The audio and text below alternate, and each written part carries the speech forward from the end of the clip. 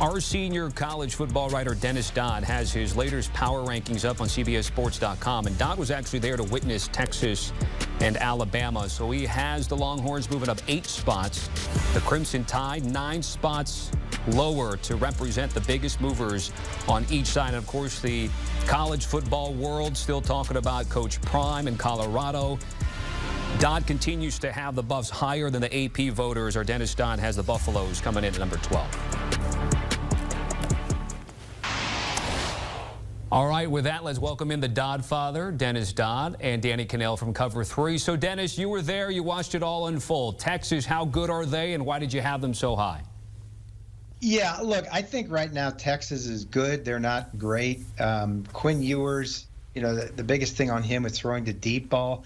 But even when he threw the deep ball, it was this big rainbow thing that drew rain. It landed in Xavier Worthy's hands. It worked because Xavier Worthy was getting past a burned secondary, and I think that played into the game later on because Steve Sarkisian mentioned they had to start shading Xavier Worthy and doubling him. That allowed guys like Jordan Whittington and J.T. Sanders to get open. But, look, there's a lot ahead for Texas. If they're going to fulfill their destiny, they've got to win the Big 12. They got to be in playoff contention. And I'm sitting here looking at their schedule. The prospects might be pretty good. They've got, obviously, Oklahoma at the beginning of October, but Kansas State at home at TCU, and then they finish up Iowa State, Texas Tech. Based on what I've seen so far, this looks like an 11-1 team to me. I think so too, Dennis. And I know you have them at 3. I wouldn't have had a problem if you came in here and had them at 1 if you just went on resumes, because that win in Tuscaloosa clearly is the best win of the season. And Georgia, Michigan, really, and I don't have a problem with this either, they're riding on what they've done in the past, right? Georgia's, going for a three-peat, and Michigan's the back-to-back Big Ten champion, but they haven't played anybody yet. So based on what we've seen this year, I love the fact that you've jumped Texas all the way up to this point. Quinn Ewers, I thought, showed a lot of poise in the pocket. I thought the catch might have been better than the throw. Xavier Worthy, the way he had to track that thing down. But also you think about what it means with all the question marks and how much Texas gets mocked. Are they back?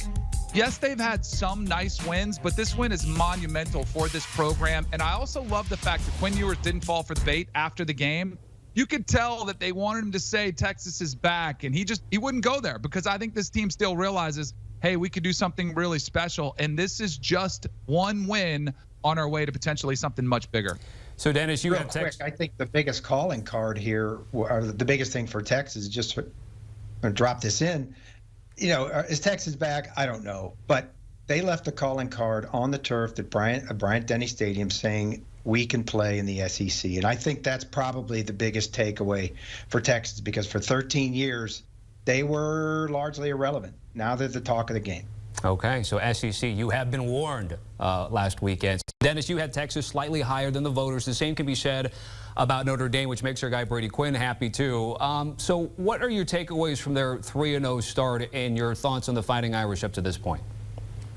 I think they've been good in all 3 phases. I was not there, but I was told it was kind of clunky for both teams because of the rain delay and, obviously close in the second half, and then Notre Dame pulled away. Who's to say on a clean field and on a sunny day they couldn't have scored more, but 45 is pretty impressive for their first, launch into a Power 5 program this year. Sam Hartman's great. I think he's the best quarterback they've had since, Brady won't say it, I'll say it, since Brady, Quinn. So that gives them a chance to be a playoff team. I think this year they play 6 ACC teams. They got off to a good start in this one, but he looks to me like a future pro. He gives that effort. He's what Alabama doesn't have right now. A threat from the back who can thread the needle. So nothing but high marks for Notre Dame right now. Dennis, I actually had them a tick higher. I think they're a top 5 program based on resume and eye test, what they've done this season. A couple blowout wins over opponents they were supposed to. And then also considering Carter Finley is a tough place to play within the NC State. It's somewhere that Sam Hartman hadn't won before from his previous stop at Wake Forest. And, the key to Sam Hartman, I think there were some question marks because the offense that he ran at Wake Forest was very specific and it was very quarterback driven. And, not want to say gimmicky because that's a good offense, but they run that slow mesh system that does get you some wide open wide receivers. There were some question marks how Hartman would look from the pocket. And he's looked phenomenal. We know what type of athlete he is.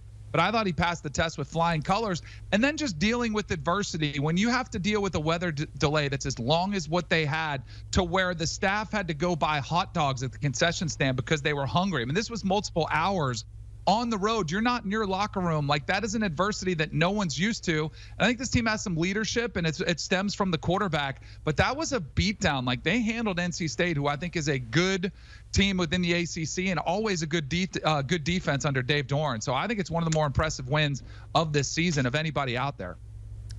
Coach Freeman will have the Chippewas. Then, of course, we know that schedule will get much tougher for the Fighting Irish down the road. Dennis, let's get to the Tennessee Vols, where they remain in your top 10. There are also a handful of teams, UT included, that actually won but dropped in the AP poll.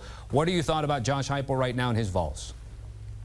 I'm all over him. Look, I think they probably dropped because of the quality of the competition so far. Obviously, Austin Peay. A minor concern for Tennessee. I think they went 3 times into the red zone without scoring a year after leading the country in red zone touchdown percentage, 79%.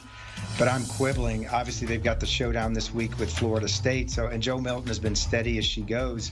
So if there's any, argument with Tennessee, it's just the quality of the competition so far. But it's about to improve. So they've got everything going on. I mean, look, are they going to beat Georgia? I don't think they're going to beat Georgia. But I think it's kind of been seamless so far to Joe Milton. We'll see if he's a Hendon Hooker, but he certainly has the physical attributes. It's just a question, can he put it all together in big games?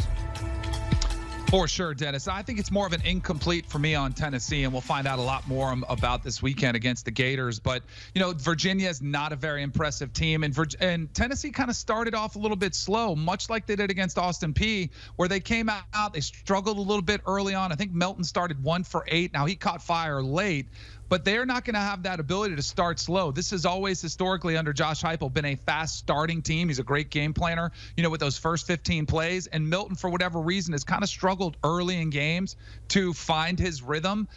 If that continues and they're on the road and you find yourself against the Gators all of a sudden, backs up against the wall in the second quarter, this could be a tough out for them. But clearly, if they go handle their business against the Gators, I would have no problem putting them in the 10 or even higher as they're trying to, back up what they did last year. And to your point, Dennis, I don't think you've seen anything that would say I'm that concerned. But I just wonder, that bar was set so high last year by Hendon Hooker. Joe Milton has all the intangibles. He's got the skill set. I just wonder how he's going to perform on the road on the big stage this weekend, but we'll find out. Tennessee, Ohio State, Oklahoma, and North Carolina, all teams to win, but drop in the AP top 25. Getting into the top 25 for the first time this year, Miami after their win against Texas A&M. And I'm curious, really, this is about your guys' thoughts on staying power, because we know the victory over a top 25 team gets you to the top 25. But what do you think about Mario Cristobal and his Canes? Dennis, again, starting with you, about the likelihood that they can stay in the top 25. Yeah, look, that's the question, isn't it? They had that, 2017, where they won 10 games or started 10-0 and then lost out. That's the concern. Tyler Van Dyke obviously is more improved this year. He's got better protection. I think they've got the #1 offensive line recruit on the line right now. 5 touchdown passes in that game. An embarrassment, really, against Texas A&M. So it is the staying power. With an ACC schedule, Miami considers itself a national program. But for them to put up 48 on Texas A&M, which really may have more good defensive linemen than anyone in the country on the roster, is both an accomplishment and provides a lot of questions for Texas A&M. It's really unbelievable they could put up that many points. Looked it up yesterday. Most points against Texas A&M in a regular season game since 2016. So Miami's got that look. Clemson is down, we all believe, so maybe this is a little bit of magic for them.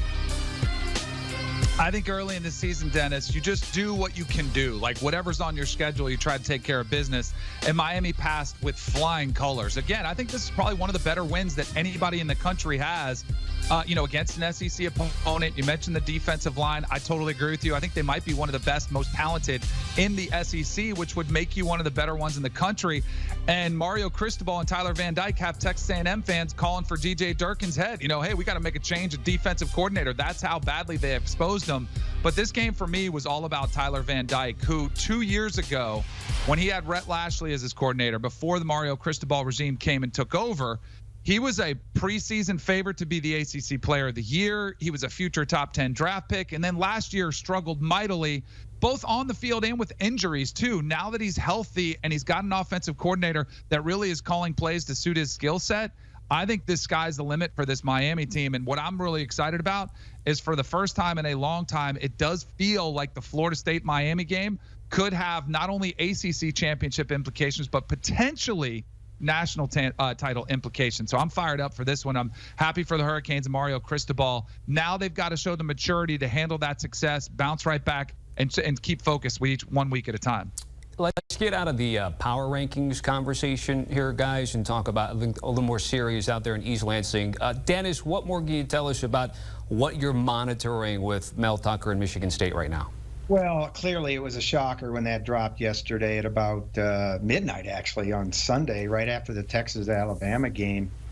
And the fact that, look, here's $95 million, Mel Tucker, just don't do this. And by this, it's probably stuff that's so sordid we can't mention right now. And for it, there's been a Title IX complaint filed by Brenda Tracy, who's the famous, women's rights sexual assault advocate, who's done yeoman's work throughout the country.